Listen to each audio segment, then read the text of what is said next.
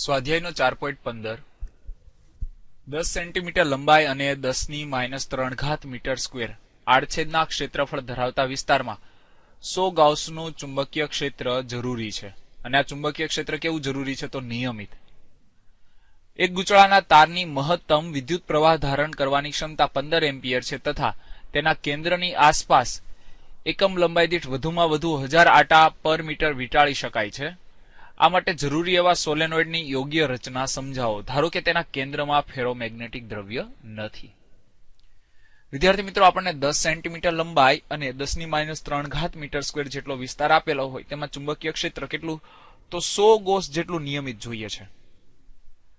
તો આપણને આ જે તાર છે તેમાંથી વિદ્યુત પ્રવાહ મહત્તમ 15 એમ્પિયર વહેડાવી શકીએ અને એકમ લંબાઈ દીઠ વધુમાં વધુ આટા કેટલા રાખી શકીએ? 1000 રાખી શકાતા હોય તો સોલેનોઇડને આપણને રચના કેવી બનાવવી જોઈએ? કેવો સોલેનોઇડ વાપરવો જોઈએ આવા ચુંબકીય ક્ષેત્ર માટે?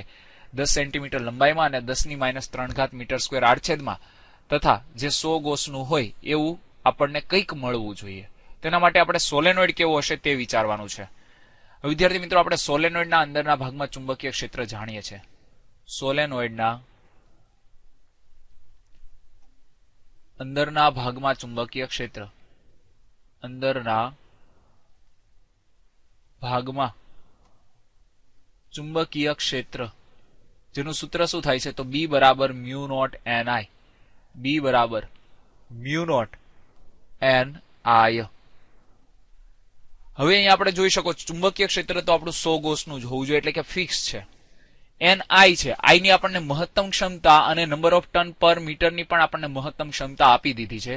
તો NI આપણે આપણી મરજીના લઈ શકીએ છીએ. તો આવા સંજોગોમાં આપણને μ0 ક્યાં જશે? સામે છેદમાં જશે, એટલે કે B અપોન શું મળશે? μ0. ચુંબકીય ક્ષેત્ર કેટલું જરૂરી છે? તો 100 ગોસનું છે, એટલે કે 100 ગુણ્યા 10⁻⁴ ટેસ્લા ભાગ્યા શું થશે? 4 પાઈ ઇન્ટુ 10⁻⁻⁷. હવે વિદ્યાર્થી મિત્રો, અહીંયા આપણે જયારે આનું સાદુરૂપ આપીએ છીએ ત્યારે આપણને જે NI છે એનો ગુણાકાર છે તે શું મળે છે? તો અમને જયારે સાદુરૂપ આપતા આપણો જે જવાબ છે તે કેટલો થાય છે? તો 0.0795 ઇન્ટુ 10⁵. એટલે કે આપણે કહી શકીએ કેટલો થશે? તો 7950 NI નો ગુણાકાર. હવે વિદ્યાર્થી મિત્રો, અહીંયા જોઈ શકો છો પ્રવાહ આપણને કેટલો આપેલો છે? 15 એમ્પિયર આપેલો છે અને 1000 આટા છે. તો આ બંનેનો આપણે ગુણાકાર કરીએ તો પણ આપણે કેટલા થશે? 15000 થશે. અને જે આપણને 7950 કરતા તો કેવા જાય છે? વધી જાય છે. તો આપણે અહીંયા કહી શક્યા, જો આપણે I મહત્તમ કરતા કંઈક ઓછા રાખીએ, જો I કેવા લઈએ? 10 એમ્પિયર લઈએ. કેટલા લઈએ? 10 એમ્પિયર. તો આવા સંજોગોમાં આપણને N બરાબર કેટલા મળે છે? તો 795 અંદાજે મળે છે. એટલે કે આપણે કહી શકીએ અંદાજે આપણા નંબર ઓફ ટર્ન કેટલા થશે? 800 થશે. તો અહીંયા જોઈ શકો છો આપણે 800 નંબર ઓફ ટર્ન લઈએ છીએ ત્યારે આટલું આપણે શું કરી શકીએ છીએ? I 10 એમ્પિયર લઈએ ત્યારે આપણને જે કઈ ચુંબકીય ક્ષેત્ર છે તે કેટલું મળશે? તો અંદાજે 100 ગોસ જેટલું મળે છે. અને સોલેનોઇડના અંદરના વિસ્તારમાં આપણે જાણીએ છીએ ચુંબકીય ક્ષેત્ર કેવું હોય છે? નિયમિત હોય છે. તો આપણે વિચારીએ, જો સોલેનોઇડની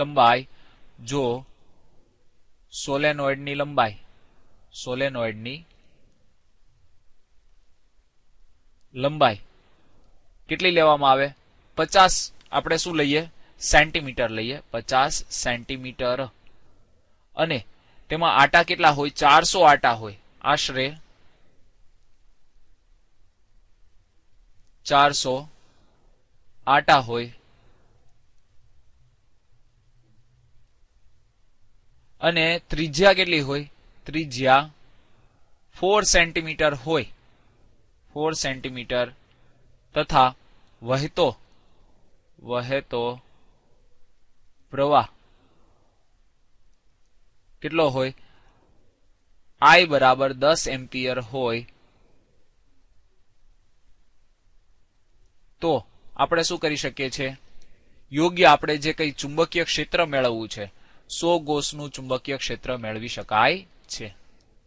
ગોસનું ચુંબકીય ક્ષેત્ર આપેલ શરતો પ્રમાણે મેળવી શકાય. આપેલ શરતો અનુસાર મેળવી શકાય. હવે શરત કઈ છે? તો 10 સેન્ટીમીટર લંબાઈમાં હોવું જોઈએ અને 10⁻³ મીટર સ્ક્વેર વિસ્તારમાં એ હોવું જોઈએ. તો આ આપણો શું થયો જવાબ. સ્વાધ્યાયનો 4.16 આડ ત્રિજ્યાના અને n આટા ધરાવતા એક વર્તુળાકાર ગૂંચળામાંથી વિદ્યુત પ્રવાહ I પસાર થાય છે અને તેની અક્ષ પર તેના કેન્દ્રથી એક અંતરે ચુંબકીય ક્ષેત્રનું મૂલ્ય B બરાબર μ0 IR² n/2x² + r²3/2 જેટલું છે. દર્શાવો કે ગૂંચળાના કેન્દ્ર પાસે આ સમીકરણ જાણીતા સમીકરણ જેવું બને છે. વિદ્યાર્થી મિત્રો, અહીંયા આપણને જે દાખલો આપેલો છે તે થોડોક મોટો છે એટલે આપણે એને બે ભાગમાં વિભાજીને સોલ્વ કરીશું. પ્રથમ આપણે એ મુદ્દો મેળવીશું, ત્યારબાદ બી મુદ્દો મેળવવા પ્રયત્ન કરીશું. તો સૌપ્રથમ એ મુદ્દા માટે વાત કરીએ. આપણને જે કોઈ ગૂંચળું હોય તેની અક્ષ પર ચુંબકીય ક્ષેત્રનું સૂત્ર x અંતર માટે આપેલું છે B બરાબર, તો અક્ષ પર ચુંબકીય ક્ષેત્ર કોની અક્ષ પર? તો વર્તુળાકાર ગૂંચળાની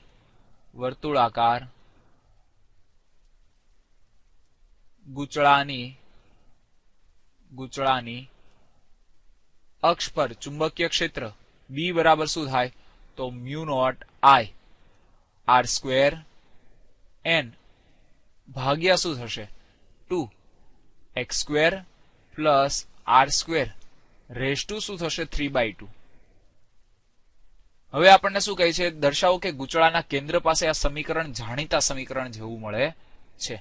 તો આપણે ગૂંચળાના કેન્દ્ર પાસે લખી શકીએ, ગૂંચળાના કેન્દ્ર પાસે આપણે x કેવા થશે? 0 થશે. તો આપણે અહીંયા લખી શકીએ પાસે x બરાબર 0 થશે. તો અહીંયા કિંમત મૂકીએ તો આપણને B બરાબર શું મળશે? તો μ0 n I r² ભાગ્યા શું થશે? તો x બરાબર 0 મૂક્યા એટલે કે 2r² શું થશે? 3 થશે. હવે અહીંયાથી r² કટ થશે એટલે આપણું જે પરિણામ છે તે શું બનશે? μ0 ni/2r. તો આપણને શું મળે છે? ગૂંચળાના કેન્દ્ર પાસેનું જે ચુંબકીય ક્ષેત્ર છે તે મળી ગયું. અને પ્રમાણિત સૂત્ર પણ આવું જ મળતું હોય છે. તો આપણને શું મળી ગયું? ગૂંચળાના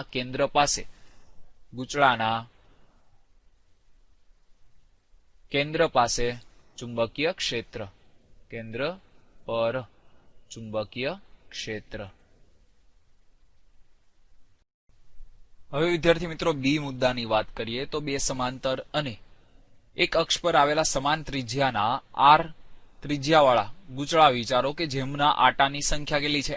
n છે, તથા એક સમાન દિશામાં શું થાય છે? તેમાં વિદ્યુત પ્રવાહ વહે છે અને તેમની વચ્ચેનું અંતર પણ કેટલું છે?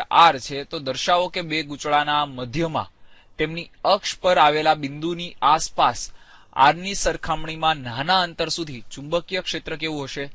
નિયમિત હશે, જે લગભગ B બરાબર 0.72 μ0 ni/r વડે દર્શાવી શકાય છે. વિદ્યાર્થી મિત્રો, અહીંયા રકમને અનુરૂપ આપણે એક આકૃતિ રજૂ કરેલી છે કે જેમાં બે ગૂંચળાઓ છે કે જેમની અક્ષ કેવી છે? સમાન છે, તથા તેમની ત્રિજ્યાઓ પણ આપણને કેટલી આપેલી છે? સમાન આપેલી છે. આ સમાન ત્રિજ્યા r ધરાવતા બે ગૂંચળાઓ આપણે અહીંયા દર્શાવેલા છે કે જેમાં સમાન દિશામાં પ્રવાહ I વહી રહ્યો છે. તેમની વચ્ચેનું અંતર પણ આપણને કેટલું આપેલું છે? r આપેલું છે. અને હવે આપણને શું કહે છે? આ બે ગૂંચળાઓનું જે મધ્ય બિંદુ O છે તેની આસપાસના વિસ્તારમાં આપણને જે ચુંબકીય ક્ષેત્ર છે તે નિયમિત હશે, જે આપણે આ સૂત્રની મદદથી આપી શકીએ છીએ. વિદ્યાર્થી મિત્રો, અહીંયા આપણે ગૂંચળાના મધ્ય બિંદુની આસપાસના વિસ્તારમાં બે બિંદુઓ લીધેલા છે. ગૂંચળાના મધ્ય બિંદુ, બે ગૂંચળાના મધ્ય બિંદુની આસપાસ, બે ગૂંચળાના મધ્ય બિંદુની આસપાસ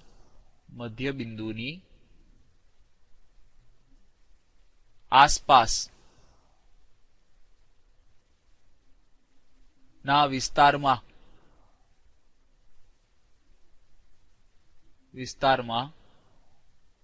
બિંદુ આપણે કયા દર્શાવેલા છે? Q અને P દર્શાવેલા છે. બિંદુ Q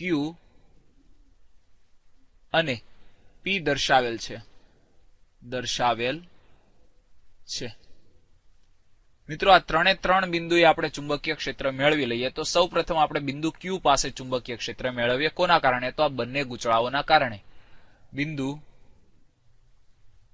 ક્યુ પાસેનું ચુંબકીય ક્ષેત્ર તો વિદ્યાર્થી મિત્રો બિંદુ ક્યુ પાસેનું ચુંબકીય ક્ષેત્ર કોના કારણે? તો ગૂંચળા 1 ના કારણે. તો ગૂંચળું 1 છે તેના કારણે જે ચુંબકીય ક્ષેત્ર છે તે.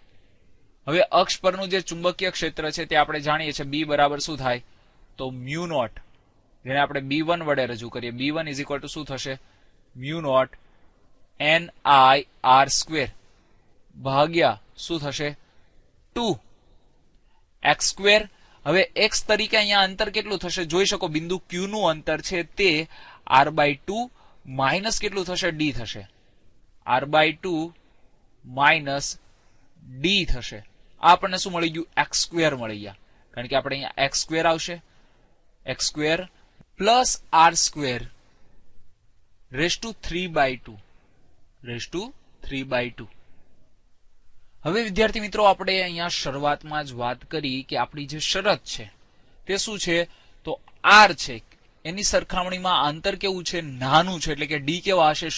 સૂક્ષ્મ હશે. એટલે આપણે અહીંયા લખી શકીએ r મોરર ગ્રેટર ધેન આપણને શું આપેલા છે? d આપેલા છે. એટલે કે r/2 મોરર ગ્રેટર ધેન d થશે. આવા સંજોગોમાં આપણે અહીંયા શું કરી શકીએ છીએ? d ને અવગણતા. કોની સાપેક્ષમાં? તો r/2 ની સાપેક્ષમાં અવગણતા. વિદ્યાર્થી મિત્રો આપણું જે પરિણામ છે તે શું બનશે? તો B1 બરાબર શું લખી શકાય? મ્યુ નોટ NIR² ભાગ્યા શું થશે? તો 2r/2 ની કેટલી ઘાત થશે? b થશે. કારણ કે d ને આપણે અવગણી દીધા છે. એટલે કે અહીંયા લખી શકીએ r² ભાગ્યા શું થશે? 4 વત્તા આપણને શું મળે છે? r² રેઝ ટુ શું આવશે? 3/2. હવે વિદ્યાર્થી મિત્રો આનું સાદુરૂપ આપીએ તો આપણો અંશ આપણે ફરી એમના એમ લખી દઈએ. મ્યુ નોટ NIR² ભાગ્યા શું આવશે? તો અહીંયા જોઈ શકો છો 2r²/4 પ્લસ r² એટલે કેટલા થશે? 5r². હવે એનો ઘન કરીએ એટલે કે સ્ક્વેર કટ થશે અને ઘન વધશે ભાગ્યા અહીંયા જોઈ શકો છો બીજું કે ભાઈ 4 આપણને છેદમાં મળે છે. તો 4 માટે પણ શું થશે? તો અહીંયા એનો 3/2 ઘાત થશે. એટલે કે અહીંયા આપણને જે 5/4 મળે છે તેની કેટલી ઘાત આવશે? તો 3/2 ઘાત આવશે. એટલે આપણે અહીંયા કરેક્શન થોડું એવું કરી લઈએ જેથી આપણને ગણતરી લખવામાં કેવી રહે? સરળતા રહે. એટલે આપણે અહીંયા તેને સુધારી દઈએ. તો આપણે શું લખી શકીએ છીએ? r ની કેટલી ઘાત થશે? 3 ઘાત થશે. અને આપણે જોડે શું મળશે? 5/4 એની કેટલી ઘાત આવશે? 3/2. એટલે આપણે અહીંયા લખી શકીએ 5/4 ની કેટલી ઘાત થશે? 3/2. મિત્રો આનું સાદુરૂપ આપીએ તો અહીંયા જોઈ શકો છો આપણું પરિણામ છે તે શું બનશે? Mu naught NIR² r² cut થઈ ગયા. એટલે આપણે અહીંયા r² લખવાની જરૂર નથી. મ્યુ નોટ NI અપોન શું થશે? તો 2r ઇન્ટુ શું આવશે? 5/4 રેઝ ટુ શું આવે છે? 3/2 રેઝ ટુ 3/2. હવે વિદ્યાર્થી મિત્રો બીજી રિંગ છે તેના કારણે અહીંયા બિંદુ ક્યુ પાસેનું ચુંબકીય ક્ષેત્ર મેળવીએ. એટલે આપણે અહીંયા લખી શકીએ કોના માટે? તો 2 ના કારણે ચુંબકીય ક્ષેત્ર મેળવીએ. તો આપણે એને શું લખીશું? B2 બરાબર શું થશે? તો મ્યુ નોટ NIR² ભાગ્યા શું થશે આપણી પાસે? 2. હવે અહીંયા જોઈ શકો છો આ અંતર કેટલું છે? તો r/2 O અને O2 વચ્ચે ક્યુ બિંદુ પાસે મેળવીએ છીએ એટલે આપણે આ વધારાનું d અંતર ઉમેરવું પડશે. એટલે આપણું x છે તે શું બનશે? તો r/2 વત્તા શું આવશે? તો d. આ આપણને x મળી ગયો એનો શું આવશે? વર્ગ આવશે. વત્તા આપણને શું મળે છે? r² અને આખાની કેટલી પાવર આવે છે? 3/2. વિદ્યાર્થી મિત્રો આપણે જેમ અહીંયા શરત લખી ફરી આપણે એ શરતને અહીંયા રિપીટ કરી શકીએ કે r/2 કરતા એ છે કોના કરતા? તો d કરતા ઘણા મોટા છે. એટલે આપણે d ને શું કરીએ છીએ? અવગણતા. તો અહીંયા d ને અવગણીશું તો આપણું જે પરિણામ છે તે અહીંયા જે મળેલું છે તે સેમ પરિણામ આપણું ફરી રિપીટ થશે અને આપણને B2 બરાબર શું મળે છે? મ્યુ નોટ NI અપોન શું થાય છે? તો 2r ભાગ્યા 5/4 રેસ ટુ આપણને શું મળે છે 3/2. વિદ્યાર્થી મિત્રો અહીંયા બિંદુ P પાસે વાત કરીએ. આપણે કોના કારણે તો એકના કારણે બિંદુ Q પાસેનું ચુંબકીય ક્ષેત્ર મેળવ્યું. હવે બિંદુ P માટે વાત કરીએ તો બિંદુ P પાસેનું ચુંબકીય ક્ષેત્ર આ જ રીતે મેળવી શકાય. આ જ રીતે શું કરી શકાય? મેળવી શકાય છે. જે પણ કેવું બનશે? સમાન બનશે, મેળવી શકાય છે. હવે આપણે માત્ર ને માત્ર Q પાસેની વાત કરીએ કારણ કે OP બંનેના કારણે પણ ચુંબકીય ક્ષેત્ર કેવું મળશે? સમાન જ મળશે. એટલે આપણે માત્ર ને માત્ર હવે Q બિંદુ પાસેની વાત કરીએ. બિંદુ Q પાસેનું કુલ ચુંબકીય ક્ષેત્ર, બિંદુ Q પાસેનું કુલ ચુંબકીય ક્ષેત્ર કેટલું થશે? તો B બરાબર B1 વત્તા શું લખવું પડે? B2 લખવા પડે. બંનેમાં સમાન દિશામાં પ્રવાહ વહે છે એટલે કે ચુંબકીય ક્ષેત્ર પણ કેવું મળશે? સમાન દિશામાં મળશે. તો આવા સંજોગોમાં આપણે એમનો સરવાળો કરી શકીએ. B1 છે તેનું મૂલ્ય આપણને શું મળ્યું? μ0 Ni/2r 5/4 3/2. અહીંયા પણ એ મળે છે એટલે કે કેટલા ટાઈમ થશે? 2 ટાઈમ થશે. 2 ટાઈમ μ0 Ni ભાગ્યા શું થશે? તો 2r ઇન્ટુ 5/4 3/2. હવે વિદ્યાર્થી મિત્રો અહીંયા 2 શું થશે? કટ થશે અને આનું જયારે સાદુરૂપ આપીએ છીએ અને 1 ભાગ્યા કરીશું ત્યારે આપણો જે જવાબ છે તે શું થશે? 0.72 μ0 Ni/2r જેટલું આપણને ચુંબકીય ક્ષેત્ર કેવું મળે છે? અચળ મળે છે. જે આપણે અહીંયા દર્શાવવાનું હતું, જે સાબિત થાય છે. સ્વાધ્યાયનો 4.17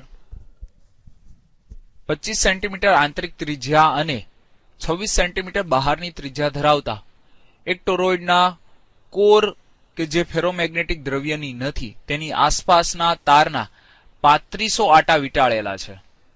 જો તારમાંથી 11 એમ્પિયરનો વિદ્યુત પ્રવાહ પસાર થતો હોય તો ટોરોઇડની બહાર, ટોરોઇડની કોરની અંદર અને ટોરોઇડ વડે ઘેરાતી ખાલી જગ્યામાં ચુંબકીય ક્ષેત્ર કેટલું હશે? તો વિદ્યાર્થી મિત્રો અહીંયા આપણને એક ટોરોઇડ રજૂ કરેલું છે. આ જે ટોરોઇડ છે તેની આપણને જે અંદરની ત્રિજ્યા છે જે કેટલી આપેલી છે? તો 25 સેન્ટીમીટર આપેલી છે, જેને આપણે R1 વડે રજૂ કરીએ. જ્યારે આ બહારની ત્રિજ્યા છે તો આપણે એને અહીંયા દર્શાવી શકીએ. આ કઈ ત્રિજ્યા થશે? બહારની ત્રિજ્યા છે. તે આપણને કેટલી આપેલી છે? તેને આપણે 26 સેન્ટીમીટર આપેલી, જેને R2 વડે રજૂ કરીએ તો અહીંયા આપણે લખી શકીએ ટોરોઇડની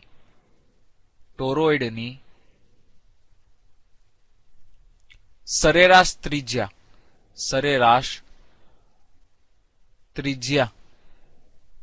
આ સરેરાશ ત્રિજ્યા છે તેને આપણે R વડે રજૂ કરીએ તો R બરાબર શું થશે?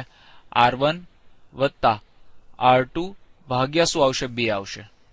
વિદ્યાર્થી મિત્રો અહીંયા R1 છે તેનું મૂલ્ય આપણને કેટલું આપેલું છે? તો 25 સેન્ટીમીટર આપેલું છે. તથા R2 છે તેનું મૂલ્ય આપણને કેટલું આપેલું છે? તો 26 સેન્ટીમીટર આપેલું છે. આ બંને કિંમતો છે આપણે અહીંયા મૂકી દઈએ તો આપણે શું લખી શકીએ? 25 વત્તા 26 ભાગ્યા શું થશે? 2 થશે. એટલે કે આપણને જે સરેરાશ ત્રિજ્યા છે તે કેટલી મળે છે? તો 25.5 સેન્ટીમીટર મળે છે. હવે વિદ્યાર્થી મિત્રો આપણને સરેરાશ ત્રિજ્યા મળી ગઈ, તેને મીટરમાં પણ ફેરવી દઈએ તો 0.255 મીટર આ આપણા માટે શું થશે? તો આ ટોરોઇડ છે તેની સરેરાશ ત્રિજ્યા. હવે સૌપ્રથમ આપણે ટોરોઇડની બહારના ભાગના ચુંબકીય ક્ષેત્રની વાત કરીએ તો આપણે ભણી ગયા કે ભાઈ ટોરોઇડની બહારના ભાગનું જે ચુંબકીય ક્ષેત્ર હોય છે, ટોરોઇડની